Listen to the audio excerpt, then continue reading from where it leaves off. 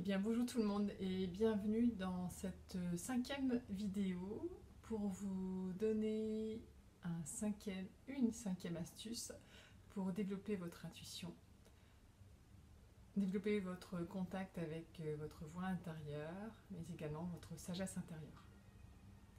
J'espère que vous allez bien et que vous avez pu déjà commencer à tester et expérimenter les 4 outils précédents. Alors aujourd'hui, ce cinquième outil est en lien avec la quatrième vidéo, dans le sens où ce que je vous propose, c'est d'identifier une personne de votre entourage avec qui vous interagissez régulièrement. Et là, pour le coup, cela peut être votre compagnon, votre compagne, un enfant, un ami très proche, un coloc qui vous voulez qu'il soit, quelqu'un que vous connaissez bien. Par rapport à la précédente vidéo où je suggérais plutôt de le faire avec, pas forcément en tout cas, ni un compagnon ni une compagne. Donc là, l'idée c'est de vous connecter avec cette personne et de ressentir, dans le sens ressentir les émotions qui sont parfois cachées chez les personnes avec qui on communique, puisque la communication des émotions n'est pas évidente, l'expression des émotions n'est pas évidente. On est dans une culture où les émotions sont souvent rentrées, souvent cachées.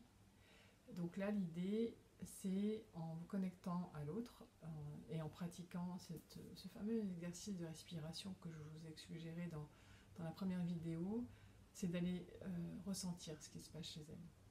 Et parfois, donc, pour ressentir ce qui se passe chez l'autre, on a besoin d'aller chez nous voir ce qui se passe.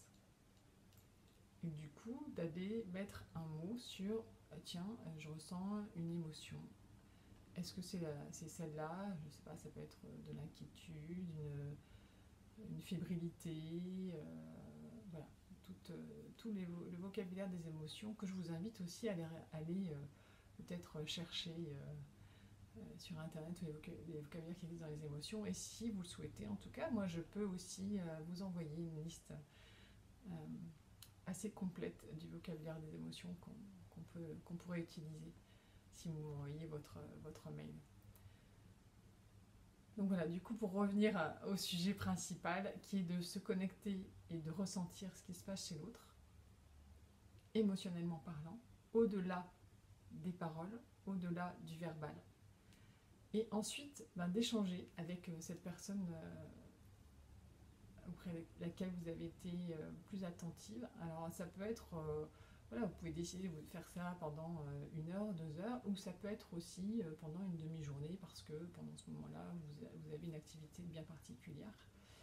Mais bien sûr, l'idée c'est de ne pas oublier vous, ce que vous avez ressenti, quitte à noter, etc. Ce que vous pensez, une impression que l'autre personne sentait. Et puis après, de débriefer avec elle, en étant en toute transparence et en expliquant que c'est un exercice que vous avez souhaité mettre en pratique pour voir comment vous viviez votre intuition. Et l'idée aussi, c'est de ne pas prévenir la personne avant, de ne pas lui dire qu'avant vous aviez mis « Ah tiens, au fait, je vais m'amuser à essayer de ressentir ce que tu sens et voir quelles sont tes émotions. » Non, non.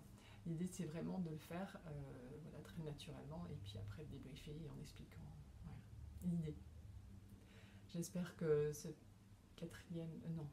cinquième astuce vous aura plu et intéressé, et que vous aurez envie de la mettre en pratique. Je souhaite en tout cas un beau développement de votre intuition. N'hésitez pas à liker, à partager cette vidéo, à vous abonner à ma chaîne, à me suivre sur les réseaux sociaux, Instagram, Facebook. Je suis également sur LinkedIn. Et je vous dis à tout bientôt pour la 6e astuce. Au revoir, bye bye.